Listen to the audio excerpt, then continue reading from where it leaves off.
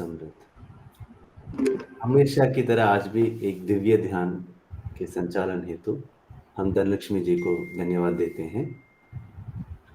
अलग आवृत्ति में सबको लेके चले गए और आज अमावस्या की वजह से भी शायद पंचपूर्णा वगैरह ध्यान काफी महत्वपूर्ण रहा। चलिए अब आगे बढ़ते हैं। आज है भाषण का अभी समय है। आज मन की आवृत्ति नामक शीर्षक में हमारे साथ अपने विचार बांटने हेतु जयप्रकाश गोयल जी शामिल हैं। सिंगापुर में स्काई सोसाइटी नामक एक संस्था में स्काई योगा सिखाते आ रहे हैं। पिछले 10 से अधिक सालों से ये स्काई सर्विस के साथ जुड़े हुए हैं। 1996 में स्काई मास्टर बने से 2014 में स्काई विजन डिप्लोमा पूरा किया। अभी E&Y एर्नस्ट एंड यंग नामक एक फर्म में IT सर्विसेज में काम कर रहे हैं। और जयप्रकाश जी को भी जो हिंदी ज़्यादा जो सुनते आ रहे हैं हमारे सत्संग में, उनको अलग से परिचय देने की ज़रूरत नहीं है। इनका अप्रोच ही एकदम यूनिक रहता है और काफ़ी महत्वपूर्ण सूचनाओं को हमेशा देते आ रहे हैं। आप सबकी जैसे मैं भी बहुत इच्छुक हूँ। आज मन की आवृत्ति नामक शीर्षक में आज हमें क्या बताने वाले हैं। जय जी, आप तैयार हैं? जीएन संसार, जीएन संसार, जीएन समृद्ध। हाँ Naresh Babu ji. Please go ahead. You may share your PPT if you want. हाँ मैं कर रहा हूँ, एक ठीक है, मिनट। ठीक है।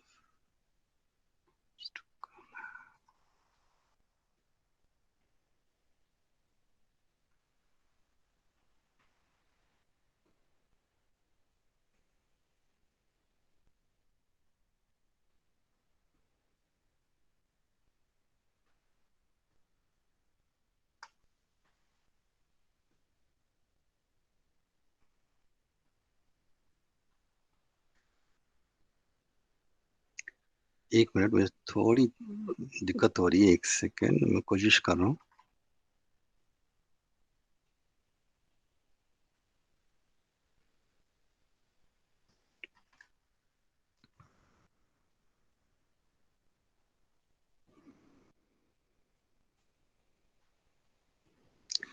ये वेब ऐप में पावर पॉइंट को नहीं प्रेजेंट कर सकता हूँ मैं? कर सकते हैं, क्यों? कुछ अलग से दिखाई नहीं दे रहा है पावर पॉइंट का। स्क्रीन शेयर, जब आप शेयर वाला बटन दबाएंगे तो एंटायर स्क्रीन विंडो टैब ऐसे दिख रहा होगा। हम्म। उस पे पहले आप पावर पॉइंट ओपन कर लीजिए। हाँ, देन इस पे एक सेकेंड। प्रेजेंस नीचे वो राइट हैंड बटन के पास में होगा एक प्रेजेंट नाउ। एक मिनट। हाँ अब आ रहा है। ठीक है,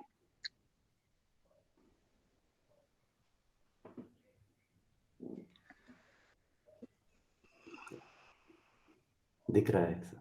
दिख रहा है ना? ठीक, थैंक यू। धन्यवाद।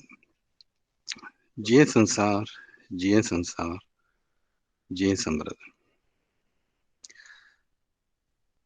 आप सभी को और आपके प्रियजनों को नववर्ष की हार्दिक शुभकामनाएं। कुछ महीने पहले आलिया जूम में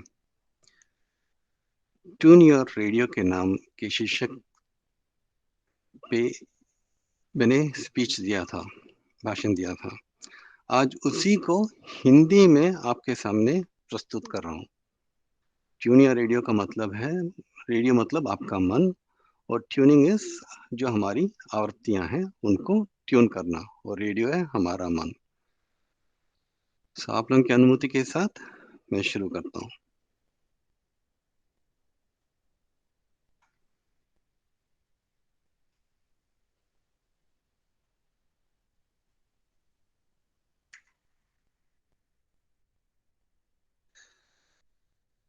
वेदात्रयम में शामिल होने से पहले जब मैं शाम को घर लौटता था, मैं चाबी को इधर उधर रखकर भूल जाता था।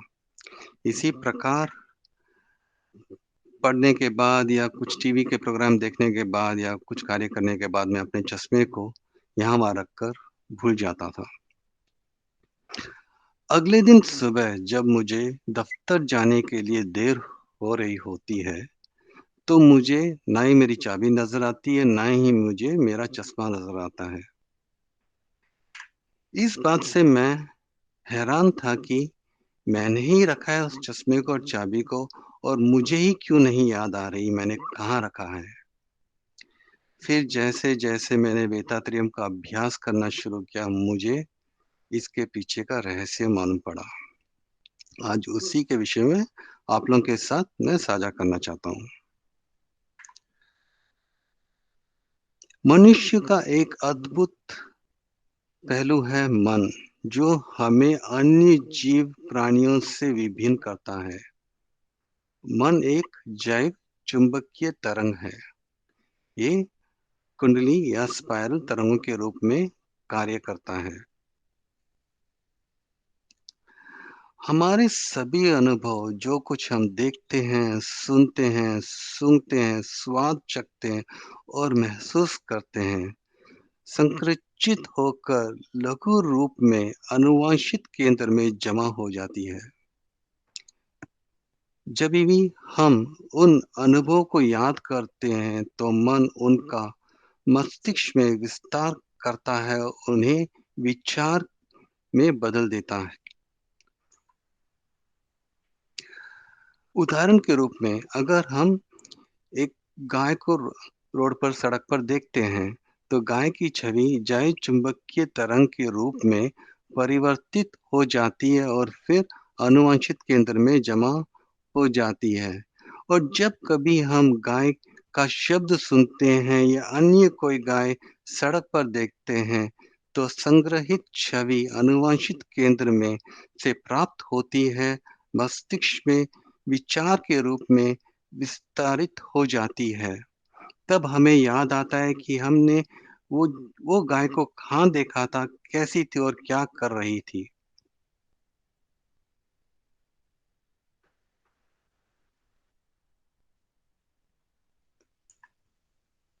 ये कुछ हमारे कंप्यूटर सिस्टम के जैसे ही काम करता है। जैसे हम कंप्यूटर में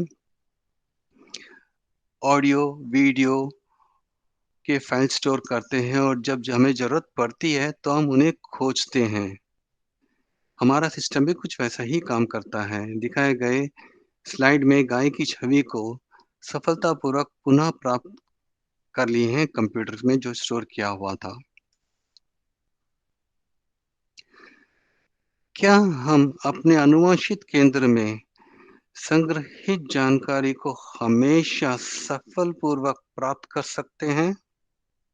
इसका जवाब है ना, नहीं। हमारा सिस्टम कुछ पुराने जमाने का ग्रामोफोन सिस्टम की तरह काम करता है। यदि ग्रामोफोन में कोई गाना 45 आरपीएम पर रिकॉर्ड किया गया हो और जब आप ग्रामोफोन को 80 आरपीएम पर बजाते हैं, तो उससे उत्पन्न हुई ध्वनि कुछ छूटी, बेतुकी या विकृत लगती है। अर्थात हम गाने का आनंद नहीं ले सकते हैं। वैसे ही हमारा सिस्टम काम करता है। कम गति पर संग्रहित अनुभव उच्च गति पर पुनः प्राप्त करने योग्य नहीं होती है। आरपीएम के बजाय मन की गति को आवर्ती चक्र यानी फ्रीक्वेंसी इन साइकिल्स प्रति सेकंड में मापा जाता है। उदाहरण के रूप में, बच्चे जब एग्जाम की या परीक्षा की तैयारी करते हैं, तो घर के एक शांत वातावरण में बैठकर पाठ सीखते हैं। जब वो एग्जाम हॉल में जाते हैं, एग्जाम हॉल तो दूर की बात है, मुझे तो एग्जाम के नाम से ही घबराहट होती थी। मुझ जैसे अन्य बच्चे जो हैं, एग्जाम का पेपर मिलते ही उनकी घबराहट और बढ़ जाती है। जब बच्चे घर में पाठ सीखते हैं, तब उनकी मनस्थिति या मन की आवृत्ति होती है कुछ 14 से लेके 20 साइकिल्स प्रति सेकंड। मगर एग्जाम हॉल में जब एग्जाम पत्र मिलते ही उनका कुछ 20 से 30 साइकिल्स प्रति सेकंड हो जाती है। इस कारणवश उन्होंने जो भी घर में पाठ सीखा था वो उन्हें स्मरण या याद नहीं आता है। कम आवृत्ति पर संग्रहित पाठ उच्च आवृत्ति पर प्राप्त करना मुश्किल या असंभव हो जाता है।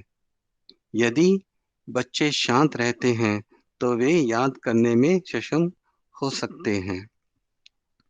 स्कूल के दिनों में तो खैर मुझे कुछ सूझा नहीं था, लेकिन कॉलेज के वक्त मुझे एक उपाय सूझी थी।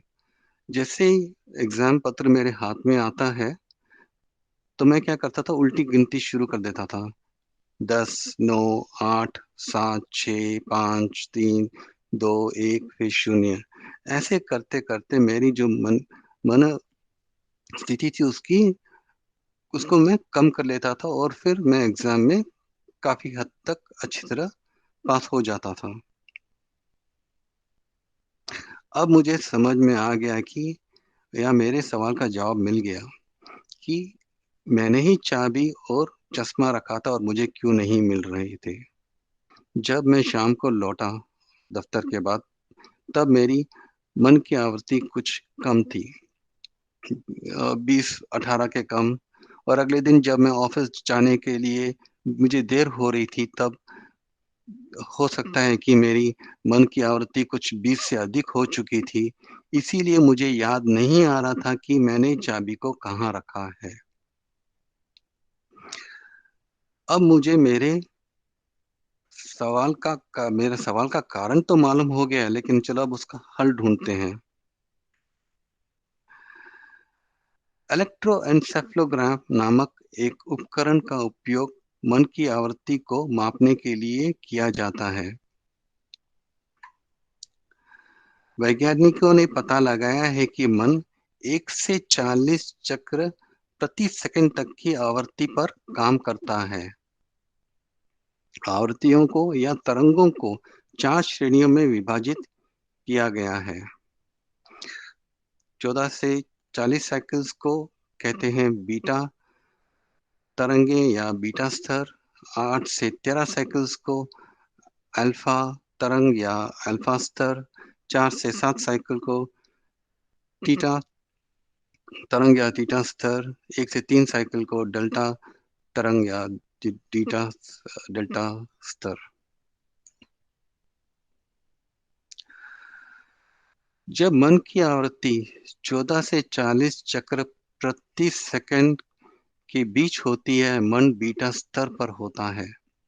बीटा स्तर पर मन एक भावनात्मक स्थिति में होता है और भावनात्मक विचार आते हैं, जैसे कि क्रोध, प्रतिशोध, चिंता आदि उत्पन्न होते रहते हैं। बीटा स्तर पर हम निरंतर तनाव की स्थिति में होते हैं या तनाव अनुभव करते हैं। इस स्थिति में भूलना स्वाभाविक है। सो अगले दिन जब मुझे दफ्तर जाने के लिए लेट हो रही थी, तो मेरी मन की जो स्थिति थी वो बीटा स्तर पर थी और इसी कारणवश मुझे मेरी चाबी नहीं मिल रही थी। जब मन की आवृत्ति 8 से 13 साइकिल के बीच होती है तो वह अल्फा स्तर पर होती है। मन की स्थिति भावनात्मक से शांतिपूर्ण अवस्था में बदल जाती है। हम सब, सब संपूर्ण जागृतता की स्थिति में होते हैं। इस अवस्था में दो चीज होती है। पहला, हम जो कुछ भी सोचते हैं, कहते हैं या करते हैं, हम जागरूकता या यानी सोच समझ कर ही करते हैं और कहते हैं। हमें याद रहेगा कि हमने अपना सामान कहाँ रखा था। यानी मुझे याद रहेगा कि मैंने चाबी कहाँ रखी थी। और दूसरी बात, हम आत्म अनुशासित हो जाते हैं। जागरूकता की स्थिति में हम चीजें यहाँ वहां रख देते हैं। जागरूकता की स्थिति में हम सही चीज को सही जगह पर रखते हैं। भुलक्कड़पन में हम यहाँ वहां रख देते हैं। हम इस अवस्था को आज्ञा ध्यान का अभ्यास करते हुए प्राप्त कर सकते हैं। आज्ञा या तुरीय ध्यान करने से हमारी जो मन की आवृत्ति है वो 8 से 13 साइकिल तक आ जाती है।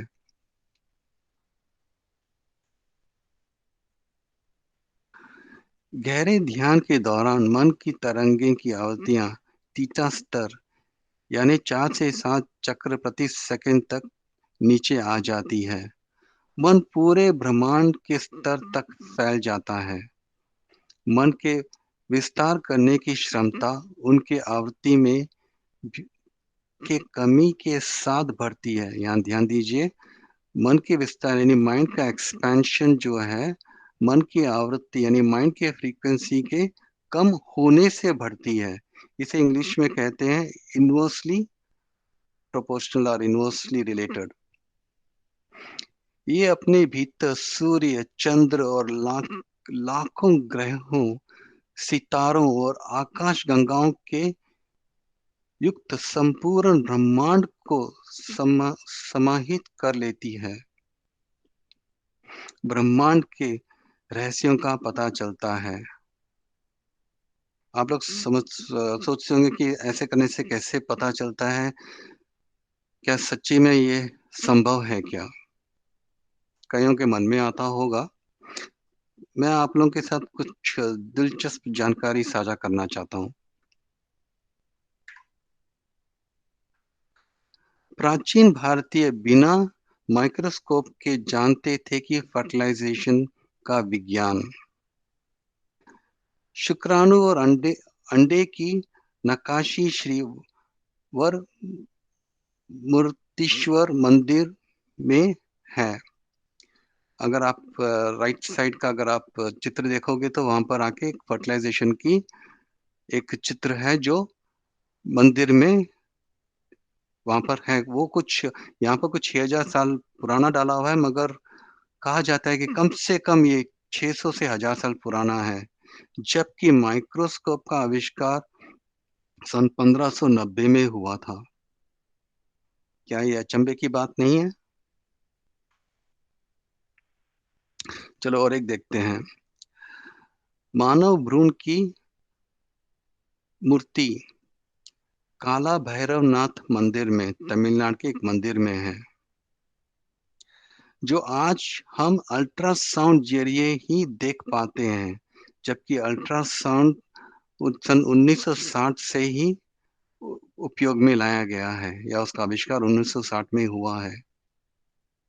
चलो ये तो चलो अपने भीतर की बात है। कह सकते हैं कि किसी कारणवश हम जान लेते हैं कि हमारे भीतर क्या है। और एक विशेष, अधिकांश जुड़वां सितारों की प्रणाली में एक तारा स्थिर होता है और दूसरा उसके चारों ओर घूमता है। उदाहरण के रूप में अगर हम सूरज ले लेंगे तो सूरज एक जगह स्थिर रहता है और बाकी ग्रह उसके इर्द गिर्द चक्कर काटते हैं। जबकि अरुंधति और वशिष्ठ दोनों समकालिक रूप में घूमते हैं। वैज्ञानिक ने इसकी पुष्टि की है। विकिपीडिया में इसको इस ग्रहों का नाम दिया है माइजर और एल्कर, और इसमें लिखा हुआ है Mizar and Alcor's proper motion shows they move together. ये हमारे ऋषि मुनियों ने हजारों साल पहले हमें बता दिया था। इन सितारों को विवाह का प्रतीक भी माना जाता है। वहाँ कुछ प्राचीन या अभी भी कुछ जगहों पे जब विवाह जोड़ों को आशीर्वाद देते हैं कि अरुंधति और वशिष्ठ जैसे रहो, यानी जहाँ जहाँ यानी इन सितारों को विवाह का प्रतीक माना जाता है, जहाँ पति और पत्नी दोनों को एक साथ सब कुछ करना चाहिए। ना कि पति को पत्नी का चक्कर लगाना चाहिए, ना कि पत्नी को अपने पति के धुन पर नाचना चाहिए। और अभी हम नवग्रह में मेडिटेशन किए थे। नवग्रह तो हम 5000 साल अधिक से हम जानते हैं। क्या ये आश्चर्यजनक बात नहीं है? यह वास्तविक में एक विज्ञान है। अब आपके सवाल में रहेगा, ये विज्ञान कैसे हो सकता है? आपको मैं एक छोटा सा गणित के माध्यम समझाता हूँ। वेवलेंथ यानी मन की जो आवृत्ति की लंबाई कैसे मापी जा सकती है? Wavelength is equal to speed by frequency, गति बाय आवृत्ति। गति को हम स्पीड ऑफ लाइट ले सकते हैं, प्रकाश की गति जो 299,792 किलोमीटर पर सेकेंड है, या कुछ भी ले सकते हो। और फ्रीक्वेंसी हुआ मन की गति या मन का आवृत्ति। अगर वो शून्य की तरफ जाता है, अगर हमारी मन की आवृत्ति शून्य की तरफ जाता है, तो आपको गणित में मालूम ही होगा, कोई भी चीज हम शून्य से विभाजित करते हैं तो उसका जवाब होता है अनंत, इनफाइनाइट। मतलब हमारी जो मन की जो क्षमता है वो अनंत दूर तक जा सकता है।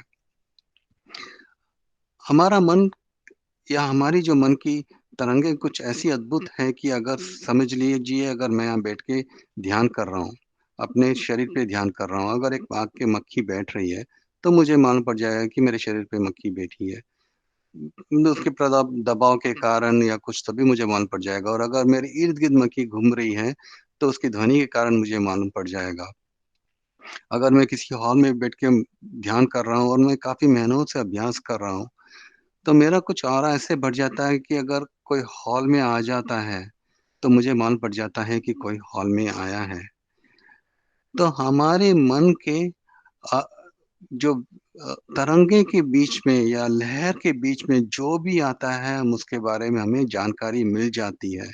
और जब हमारा मन का लहर अनंत यानी पूरे ब्रह्मांड को कवर कर लेता है तो हमें पूरी ब्रह्मांड की जानकारी मिल जाती है। क्या ये अद्भुत विज्ञान नहीं है?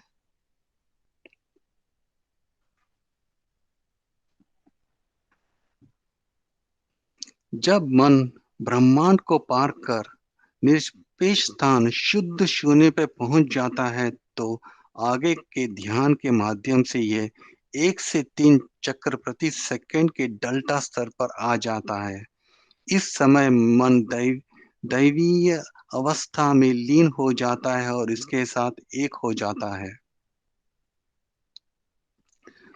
बुरे कर्मों का नाश हो जाता है, व्यक्ति परमानंद का अनुभव करता है और चेतना की पूर्णता का प्राप्त करता है। यही जीवन का उद्देश्य है। इसलिए व्यक्ति को डेल्टा स्तर के सूक्ष्मता स्तर पर तक ध्यान करने की कोशिश करनी चाहिए।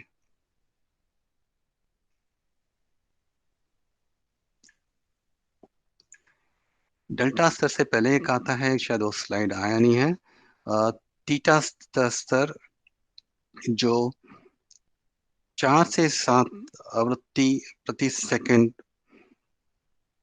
पर ध्यान करने पर आता है वो। फिर उसके बाद आता है डेल्टा स्तर।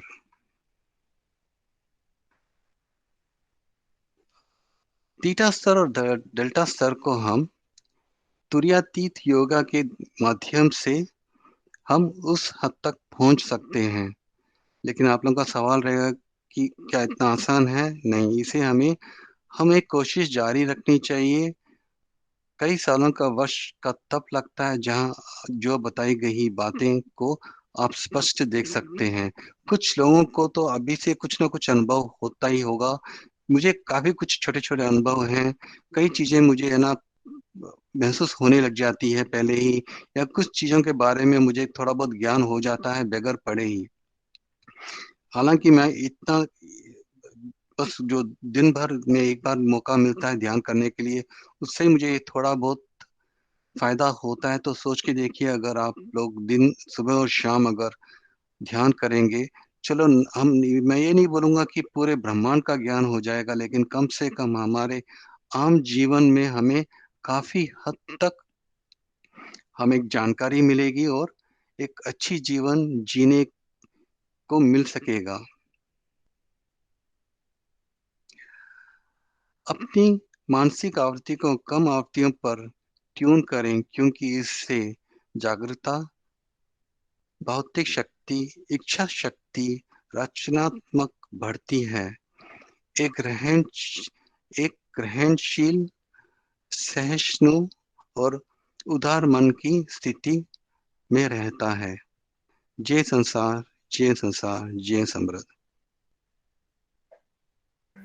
जिये संसार, जिये संसार, जिये समृद्ध। बहुत बहुत धन्यवाद जयप्रकाश गोयल जी। आपने अति विस्तृत रूप में पावर पॉइंट प्रेजेंटेशन सहित बड़े परिश्रम के साथ उत्कृष्ट ढंग से प्रस्तुतिकरण किया है, जिसके लिए आप साधुवाद का पात्र बनते हैं। आगे मन की आवृत्ति यानी वैज्ञानिक दृष्टि से, आध्यात्मिक दृष्टि से, प्राचीन युग से लेकर अत्याधुनिक युग तक उन्होंने जो समावेश किया है अपने प्रस्तुतिकरण में, वो महान प्रयास है, स्तुत्य प्रयास है। इसके लिए फिर से एक बार उनको धन्यवाद देते हुए सभासदों को हम आमंत्रित करते हैं अपने प्रश्नों के साथ। जयप्रकाश गोयल जी से मिलिएगा, मंच खुला है, आप अपने प्रश्नों को प्रस्तुत कर सकते हैं।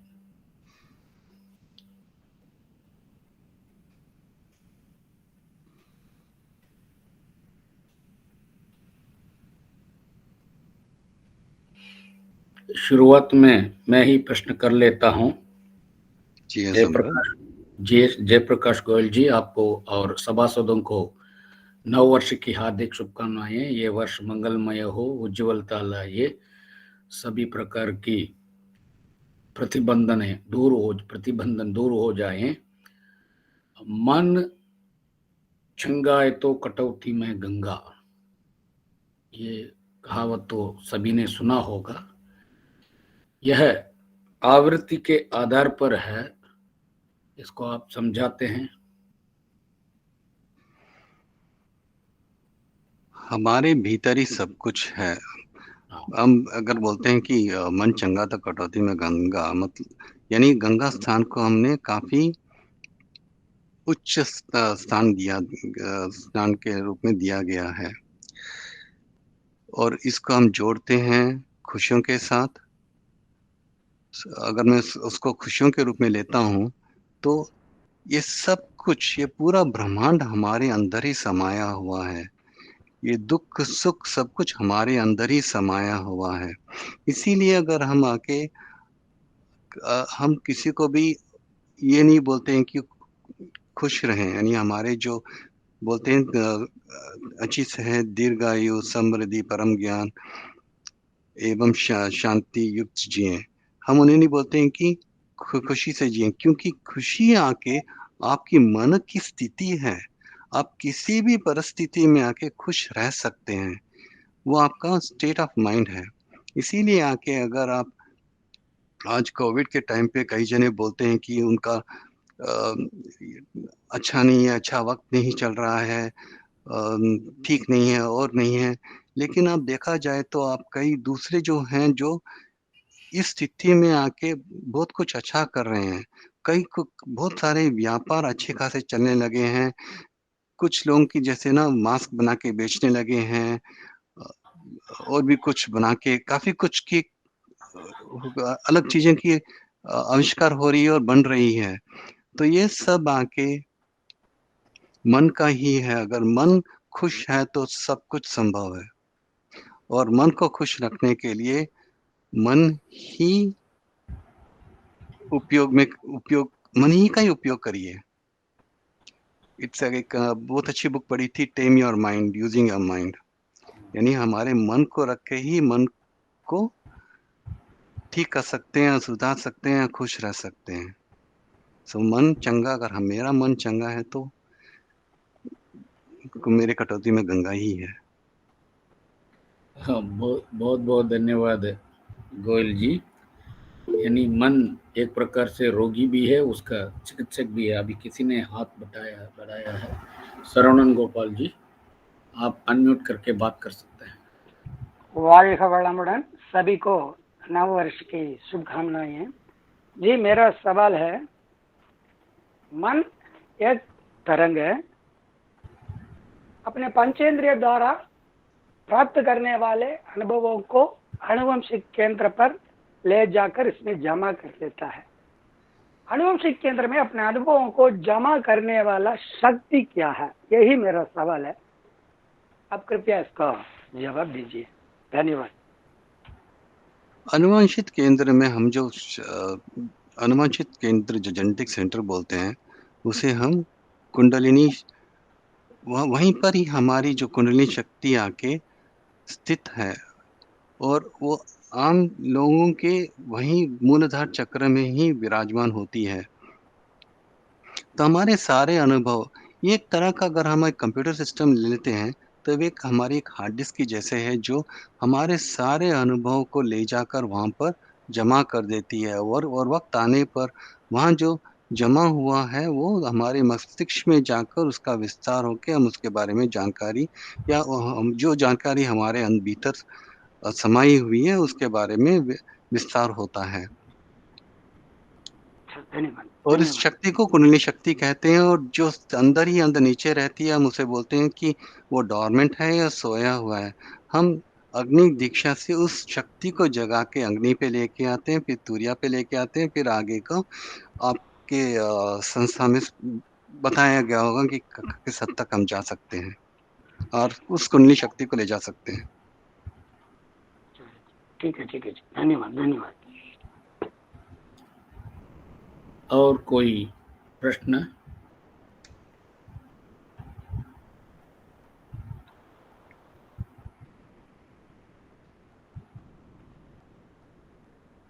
अगर कोई प्रश्न नहीं है तो सभा को समाप्त कर देते हैं। आज पंचभूत नवग्रह ध्यान चलाने वाली हमारी माननीय प्राध्यापिका धनलक्ष्मी जी को शुभकामनाएं अदा करते हैं। सबसे निवेदन है तुर्यावस्था पर आ जाएं। प्रोफेसर धनलक्ष्मी जी जिए समृद्ध, उनके प्यारे परिवार जिए समृद्ध, उनके स्वास्थ्यता जिए समृद्ध, उनकी दीर्घायु जिए समृद्ध, उनकी दिव्य सेवा जिए समृद्ध, उनकी जीवन सुख संपदाएं जिए समृद्ध। आज बड़े विस्तृत ढंग से व्याख्यान प्रस्तुत करने वाले जयप्रकाश गोयल जी को शुभकामनाएं अदा करते हैं। माननीय जयप्रकाश गोयल जी जिए समृद्ध, उनके स्नेहासिक्त परिवार जिए समृद्ध, उनके स्वस्थता दीर्घायु जिए समृद्ध, उनकी दिव्य सेवा जिए समृद्ध, उनकी जीवन सुख संभावनाएं जिए समृद्ध। जिए संसार, जिए संसार, जिए समृद्ध। आज यहाँ यह सत्र समाप्त होता है। अगले हफ्ते फिर से 9 तारीख को फिर से सुबह 7 बजे इस सभा में मिलेंगे। तब तक आज्ञा दीजिए और पुनः एक बार आप सबको नववर्ष की हार्दिक शुभकामनाएं। यह नववर्ष सभी के जीवन में, यानी इस पूरे विश्व जीव जंतुओं के जीवन में भी उज्ज्वलता लाए, नव उल्लास भर दे और इसी सभी प्रकार के जीव जंतु आशावान बने। इसी आशा के साथ आप लोगों से विदा लेते हैं। बहुत बहुत धन्यवाद। दिल्ली NCR स्काई ट्रस्ट की ओर से आप लोगों को हार्दिक धन्यवाद देते हुए हम विदा लेते हैं। जिए संसार, जिए संसार, जिए समृद्ध।